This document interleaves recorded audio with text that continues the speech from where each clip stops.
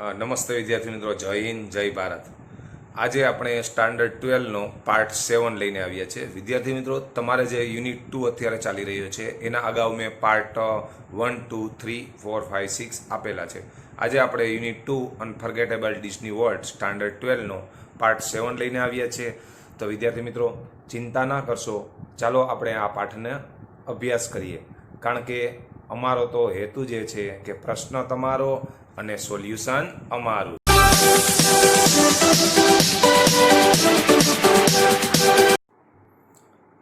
નમસ્કાર વિદ્યાર્થી મિત્રો, સૌપ્રથમ તો સ્ટાન્ડર્ડ 12 માટેની એજ્યુટચ ચેનલની અંદર હું મેહુલ આપ સૌનું સ્વાગત કરું છું.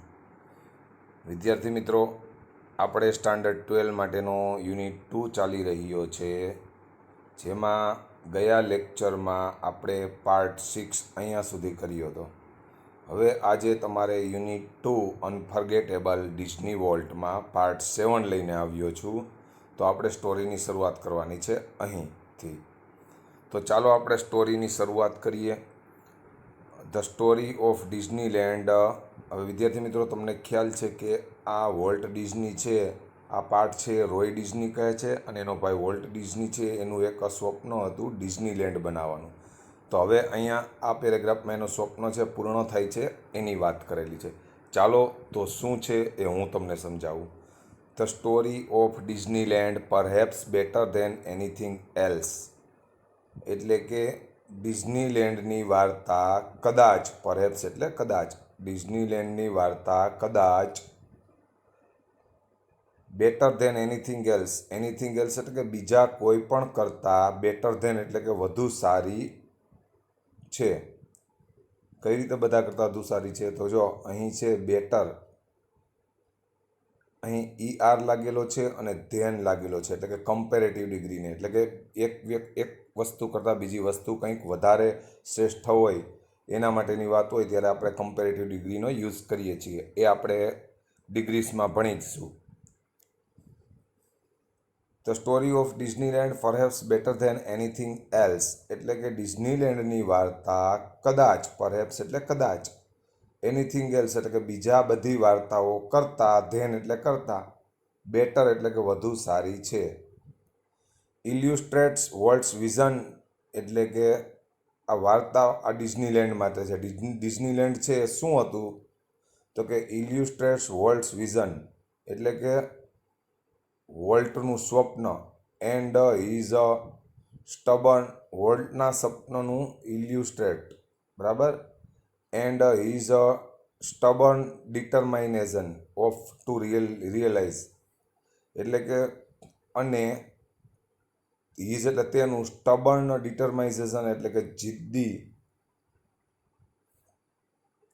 સ્વભાવ, તેનું જિદ્દી નિર્ણય, અને તેના જિદ્દી, સ્ટબર્ન એટલે જિદ્દી, અને ડિટરમાઇનેશન એટલે નિર્ણય, ટુ રિયલાઇઝ એટલે કે એની પ્રતીતિ કરાવે છે આપણને. શું? તો કે સ્ટોરી ઓફ ડિઝનીલેન્ડ, ડિઝનીલેન્ડનું જે સપનું છે એ શું કરાવે છે આપણને, શેની પ્રતીતિ કરાવે છે? તો કે ઇલ્યુસ્ટ્રેટ વોલ્ટ્સ વિઝન, એટલે કે વોલ્ટના સ્વપ્નની, અને હી સ્ટબર્ન ડિટરમાઇનેશન ટુ રિયલાઇઝ, અને તેના, સ્ટબર્ન એટલે જિદ્દી, ડિટરમાઇનેશન એટલે નિર્ણયનું, ટુ રિયલાઇઝ એટલે ભાન કરાવે છે. N idea he believed in. વિચારો, હી બિલીવડ ઇન કે જેમાં તે માનતો હતો. હી અહીં વોલ્ટ ડિઝની માટે વપરાયેલું છે, બરાબર. એના વિચારો કે જેમાં તે માનતો હતો. કયા વિચારો છે? તો જો હવે આગળ આવે છે 4 years, એટલે કે 4 વર્ષથી આ એના વિચારો છે, બરાબર. બીજા કોઈને નહોતી ખબર, એના ભાઈને પછી ખ્યાલ પડ્યો. 4 years એટલે કે 4 વર્ષ માટે, 4 એટલે માટે, બરાબર. 4 વર્ષ માટે Walt had quietly nursed the dream of a new kind of amusement park. એટલે કે વોલ્ટની પાસે, જો અહીં હેડ છે વિદ્યાર્થી મિત્રો, હેવ હેઝ હેડના વિશિષ્ટ ઉપયોગ પણ છે કે હેવ હેઝ હેડ છે પૂર્ણ ભૂતકાળમાં પણ વપરાય છે, અને જ્યારે કોઈ વ્યક્તિની અથવા તો વસ્તુ સાથે, અથવા તો વસ્તુ સાથે માલિકી હોય ત્યારે માલિકીનો ભાવ દર્શાવવા પણ હેવ હેઝ હેડ વપરાય છે. અહીં માલિકીનો ભાવ દર્શાવવા માટે વપરાયેલું છે. 4 years એટલે કે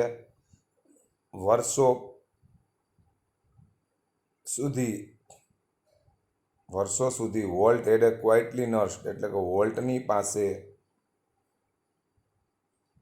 એ new kind of amusement park એટલે કે એ ન્યૂ કાઇન્ડ ઓફ એટલે કે એક નવા પ્રકારના એમ્યુઝમેન્ટ પાર્ક બનાવવાનું સ્વપ્ન ક્વાઇટલી એટલે કે શાંતિથી નર્સ્ડ એટલે કે સંગ્રહ થતું હતું ઘડતર થતું હતું એટલે કે 4 years એટલે કે ઘણા વર્ષો સુધી વોલ્ટની પાસે of a new kind of amusement park એટલે કે એક નવા પ્રકારના એમ્યુઝમેન્ટ પાર્ક બનાવવાનું સ્વપ્ન શાંતિથી ક્વાઇટલી એટલે કે પોતાને જ ખબર હતી, બીજા કોઈને નથી ખબર, શાંતિથી નર્સ્ડ એટલે કે ઘડતર થતું હતું એના મનમાં. એને જો એટલે છે કે an idea he believed in એક વિચારમાં માનતો. It would be a portfolio of all ideas conjured up by his fertile imagination. તેની ફળદ્રુપ કલ્પનાનું ધ આઈડિયાઝ કન્જર્ડ અપ એટલે કે ફળદ્રુપ આઈડિયાનું ઇટ વુડ બી એ પોર્ટફોરી એટલે કે સંગ્રહ કરવો, પોર્ટફોરી એટલે સંગ્રહ કરવો, ઓફ ઓલ આઈડિયાઝ એટલે કે આ બધા આઈડિયાનો તે આ બધા આઈડિયાનો સંગ્રહ કરતો, બરાબર. કન્જર્ડ અપ એટલે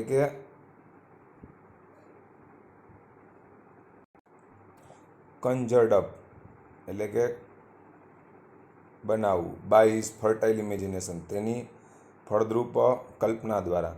એટલે કે તે એટલે કયું એમ્યુઝમેન્ટ પાર્કની વાત છે એના માટે ઈટ વપરાયેલું છે. તે હિઝ ફર્ટાઇલ ઇમેજિનેશન એટલે કે વોલ્ટની એટલે કે એના માટે હિઝ વાપરેલું છે. તેની ફળદ્રુપ કલ્પનાના બધા આઈડિયા દ્વારા,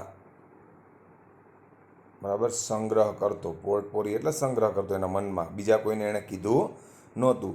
but the idea of sinking millions of dollars into an amusement park, પરંતુ કોનો વિચાર? વોલ્ટ ડિઝનીનો જે એમ્યુઝમેન્ટ પાર્કનો વિચાર છે of sinking millions of dollar, sinking એટલે ડૂબાડવું, અબજો ડોલરો, મિલિયન્સ ઓફ ડોલર એટલે કે અબજો ડોલરો ઇન્ટુ એન એમ્યુઝમેન્ટ પાર્કમાં ડૂબી શકે એમ હતા. અબજો ડોલરો ડૂબી જાય એમ હતા, બરાબર. કદાચ જો નિષ્ફળ જાય એમાં એટલું રોકાણ કરે તો એના અબજો ડોલરો ડૂબી જાય, પણ આ વાત એણે કોઈને નહોતી કીધી. Even Walt's kind of amusement park seemed so preposterous that he would be mentioned it to anyone. વોલ્ટનો kind of amusement park seemed એટલે કે વોલ્ટનો એમ્યુઝમેન્ટ પાર્ક બનાવવાનો વિચાર, સીમ્ડ એટલે લાગતો હતો, સો પ્રીપોસ્ટેરસ એટલે કે એટલો બધો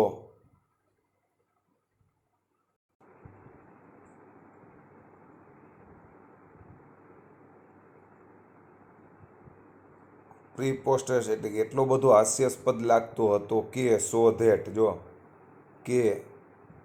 અહીંયા આપણે સો ધેટ છે આપણે શીખ્યા હતા ફંક્શન વર્ડ્સ, એમાં તમને મેં શીખ્યું હતું. એટલો બધો લાગતો હતો કે he would not mention it to anyone, તેણે એનીવન એટલે કે કોઈ પણને, ઇટ એટલે કે તે વિચાર માટે, મેન્શન એટલે કે વર્ણન કર્યું નહોતું, દર્શાવ્યો નહોતો.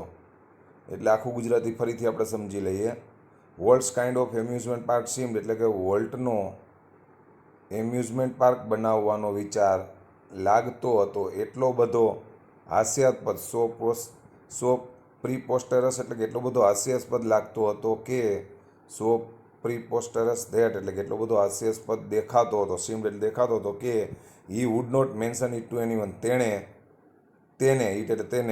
એનીવન કોઈ પણને, વુડ નોટ મેન્શન એટલે કે વર્ણવ્યો નહોતો, એટલે કે એના મનમાં એણે રાખ્યો હતો, બરાબર.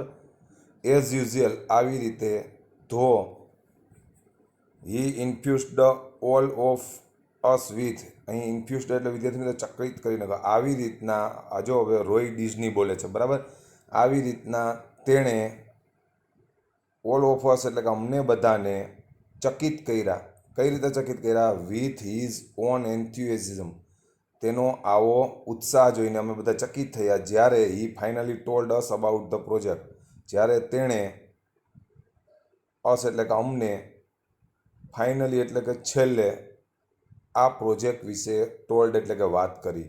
આખું ગુજરાતી જો વેનવાળું વાક્ય છે વિદ્યાર્થી મિત્રો, અહીંયા એક વાક્ય છે અને વેન પછી બીજું વાક્ય છે. તો આનું ગુજરાતી એવું થશે, જ્યારે તેણે અમને પ્રોજેક્ટ વિશે જાણ કરી અથવા કહ્યું ત્યારે અમે લોકો અમે બધા ઓલ ઓફ અસ એટલે કે અમે બધા ચકિત થઈ ગયા હતા તેનો આ ઉત્સાહ જોઈને, વિથ હિઝ ઓન એન્થ્યુઝમ, કેમ કે એનો ઉત્સાહ છે હાસ્યાસ્પદ હતો, કારણ કે એમાં અબજો મિલિયન ડૂબે એમ હતા, એટલે આ બધાને એના ઉપર ચકિત થઈ ગયા. પહેલાં તો સમવન આસ્કડ, કેટલાકે પૂછ્યું. શું પૂછ્યું? Volt, how should the Disneyland look? હવે એને જો એનો વિચાર બીજા સમક્ષ મૂક્યો એટલે પ્રશ્ન કર્યો. સમવન એટલે કે કોઈ કે પૂછ્યું, આસ્કડ એટલે પૂછવું. સમવન આસ્કડ, કોઈ કે પૂછ્યું, volt, how should the Disneyland look? Volt, Disneyland look એટલે કે કેવું લાગશે, હાવ એટલે કેવું, સોરી, લુક એટલે દેખાશે, ડિઝનીલેન્ડ કેવું દેખાશે, ક્વિક, તરત જ, કેમ ધ રિપ્લાય એટલે કે જવાબ આવ્યો. એટલે કોણે જવાબ આપ્યો છે? વોલ્ટ ડિઝનીએ. બરાબર, આ બધી વાત રોય ડિઝની કરે છે. વોલ્ટ ડિઝનીએ સમવન એટલે કે કોઈ કે પૂછ્યું તો એને જવાબ આપે છે. શું આપે છે? ક્વિક, તરત જ, કેમ ધ રિપ્લાય એટલે કે રિપ્લાય આવ્યો. It should look like nothing else on this અર્થ. તે ઓન ધીસ અર્થ એટલે પૃથ્વી પરના બીજું કોઈ, નથિંગ એટલે કે બીજું કોઈ, નથિંગ એલ્સ એટલે કે બીજું કોઈ, લુક લાઇક, લુક એટલે દેખાવું ને, લાઇક એટલે જેમ, એના જેવું દેખાશે નહીં. એટલે કે એમ્યુઝમેન્ટ પાર્ક એવો આપણો સરસ હશે કે પૃથ્વી પર બીજું કોઈ એના જેવું દેખાશે નહીં. અને સાચી વાત છે, અત્યારે જો ડિઝની લેન્ડ છે એના જેવું બીજું કોઈ પાર્ક છે નહીં. It should look like nothing else on this અર્થ. તે ઓન ધીસ અર્થ એટલે કે આ પૃથ્વી ઉપર, નથિંગ એલ્સ એટલે કે બીજું કોઈ, લુક લાઇક એટલે કે તેના જેવું, લાઇક એટલે જેવું ને, લુક એટલે દેખાવું, તેના જેવું દેખાશે નહીં. પ્રેડિક્ટલી એટલે કે મારી ધારણા મુજબ. આ વાક્ય છે એ રોય ડિઝની બોલે છે. પ્રેડિક્ટલી એટલે ધારણા મુજબ. મારી ધારણા મુજબ, વી હેડ ટ્રબલ રાઇઝિંગ મની. અમે ટ્રબલ રાઇઝિંગ મની એટલે અમને પૈસા રોકવામાં, ટ્રબલ રાઇઝિંગ એટલે કે ઘણો બધું મુશ્કેલી પડી હતી. એટલે અમે ઘણા બધામાં પૈસા રોક્યા હતા. અને મુશ્કેલી પણ પડે ને, જો સક્સેસ ન જાય તો ઘણા પાસા વિચારવા પડે. બરાબર. બટ ડિઝનીલેન્ડ ડીડ ઓપન, પરંતુ આખરે ડિઝનીલેન્ડ ડીડ ઓપન એટલે કે ખુલ્યું.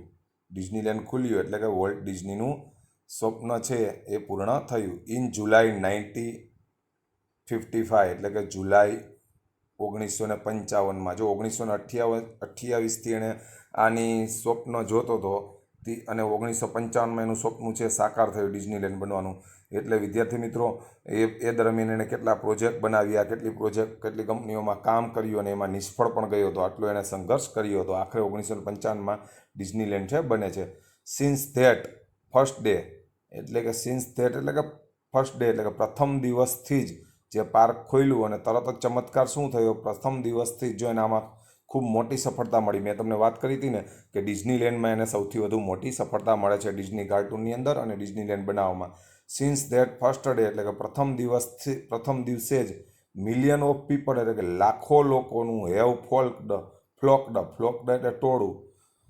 પ્રથમ દિવસે સિન્સ ધેટ ફર્સ્ટ ડે પ્રથમ દિવસે જ millions of people have flocked એટલે કે લાખો લોકોનું ટોળું to see the unique creation of Walt's imagination એટલે કે વોલ્ટની કલ્પનાનું સર્જન, અજોડ સર્જન, યુનિક ક્રિએશન એટલે અજોડ સર્જન જોવા માટે ભેગું થયું. સિન્સ ધેટ ફર્સ્ટ ડે પ્રથમ દિવસથી જ વોલ્ટની ઇમેજિનેશન એટલે કે વોલ્ટની કલ્પનાનું, ઓફ એટલે નું, યુનિક ક્રિએશન એટલે કે અજોડ સર્જન, ટુ સી એટલે કે જોવા માટે, millions of people have flocked એટલે કે લાખો લોકોનું ટોળું ભેગું થયું. Like a kid with a new toy the biggest shiniest toy in the world. Like a kid એટલે કે એક બાળકની જેમ, લાઇક એટલે જેમ, કિડ એટલે બાળક, લાઇક એ કિડ એક બાળકની જેમ. એટલે જો આ રોય ડિઝની કહે છે કે પહેલે દિવસે જ્યારે પાર્ક બન્યો ત્યારે વોલ્ટ કેવો લાગતો હતો. એનું કોઈ પણ માણસનું સ્વપ્ન સાકાર થાય તો માણસ ખુશીથી ગાંડો થઈ જાય ને. એટલે એ કહે છે રોય ડિઝની કે મારો ભાઈ છે લાઇક એ કિડ એટલે કે બાળકની જેમ, વિથ એ ન્યૂ ટોય એક નવા રમકડા સાથે, ધ બિગેસ્ટ એટલે કે દુનિયાના સૌથી મોટા, વિથ એ ન્યૂ ટોય એટલે કે એક નવા રમકડા સાથે, સાઇનેસ્ટ ટોય ઇન ધ વર્લ્ડ એટલે કે પૃથ્વી પરનું સૌથી વધુ, જો સાઇનેસ્ટ EST લાગ્યું છે વિદ્યાર્થી મિત્રો એટલે સુપરલેટિવ ડિગ્રી, સૌથી વધુ, જે આપણે સુપરલેટિવ ડિગ્રીમાં શીખવાનું છે. એક બાળકની જેમ દુનિયાના સૌથી ચમકદાર, સાઇનેસ્ટ એટલે ચમકદાર રમકડા, મોટા, સોરી, બિગેસ્ટ એન્ડ સાઇનેસ્ટ એટલે મોટા અને ચમકદાર નવા રમકડા સાથે મારો ભાઈ volt used to vendor through the park, એટલે કે વોલ્ટ થ્રુ ધ પાર્ક એટલે કે પાર્કમાં, જે એમ્યુઝમેન્ટ પાર્ક બનાવ્યો છે એમાં વેન્ડર એટલે કે રખડતો, બરાબર, એક નાના બાળકની જેમ આ પાર્કમાં, બરાબર, થ્રુ ધ પાર્ક એટલે પાર્કમાં વોલ્ટ વિશ્વના સૌથી મોટા અને શાઇનેસ્ટ એટલે ચમકીલા રમકડા, એક નવા રમકડા સાથે વેન્ડર એટલે કે રખડતો મારો ભાઈ છે એ નવા રખડતો, બરાબર, steering as happily as any tourist, steering as happily as volt used to vendor through the park, એટલે કે વોલ્ટ પાર્કમાં ફરતો કઈ રીતે, જો લાઈક એ કિડ બાળકની જેમ એક નવા દુનિયાના સૌથી મોટા અને ચમકીલા રમકડાની, એક નવા રમકડા સાથે વોલ્ટ પાર્કમાં ભટકતો, અને પછી શું કરતો ભટકતા ભટકતા, સ્ટેરિંગ, જો કોઈ પણ તમે નવી વસ્તુ બનાવી એટલે તમને એનો આનંદ હોય ને, સ્ટેરિંગ એટલે કે નિરીક્ષણ કરવું, ધારી ધારીને જોવું, સ્ટેરિંગ એઝ હેપીલી એઝ એની ટુરિસ્ટ એટલે કોઈ પણ ટુરિસ્ટ એટલે પ્રવાસીની, અને એઝ હેપીલી એઝ એટલે પ્રવાસીની જે રીતના ખુશી હોય એની જેમ નિરીક્ષણ કરતો, એ સ્ટેરિંગ એઝ હેપીલી એઝ એની ટુરિસ્ટ, અને કોઈ પ્રવાસીની જેમ, એઝ હેપીલી એઝ એટલે પ્રવાસીની જેમ ખુશીથી, એઝ એટલે જેમ, બરાબર, સ્ટેરિંગ એટલે નિરીક્ષણ કરતો, એટલે કે તે એક નાનકડા બાળકની જેમ વિશ્વના સૌથી મોટા, અને આખા વાક્યનું ગુજરાતી કરું છું, લાઈક એ કિડ એક નાનકડા બાળકની જેમ વિશ્વના સૌથી મોટા અને ચમકદાર એક નવા રમકડા સાથે, બરાબર, હવે અહીંયા આપણે આવીએ, વોલ્ટ પાર્કમાં ફરતો, કઈ રીતે ફરતો, તો કે એક ધારું નિરીક્ષણ કરીને, એઝ હેપીલી એઝ એની ટુરિસ્ટ એટલે કે કોઈ મુસાફરની જેમ, એઝ એટલે જેમ, ખુશીથી, સ્ટેરિંગ એટલે કે નિરીક્ષણ કરતો આખા પાર્કનું. તો વિદ્યાર્થી મિત્રો, અહીં છે આપણો પાર્ટ 7 છે, તમારો યુનિટ 2 અનફર્ગેટેબલ વોલ્ટ ડિઝનીનો પાર્ટ 7 છે, પૂર્ણ થાય છે. આ પેરેગ્રાફની અંદર આપણે 2 પેરેગ્રાફ આજે શીખ્યા પાર્ટ 7ની અંદર, એમાં વોલ્ટ ડિઝનીનું જે અત્યાર સુધીનું સપનું હતું ડિઝનીલેન્ડ બનાવવાનું એ પૂર્ણ થાય છે. હવે આશા રાખું છું કે આ પાર્ટ છે આપને ખૂબ સારી રીતે સમજાઈ ગયો હશે. હવે આપનો દિવસ છે એ શુભ મંગલમય રહે. વંદે માતરમ. જય હિન્દ, જય ભારત.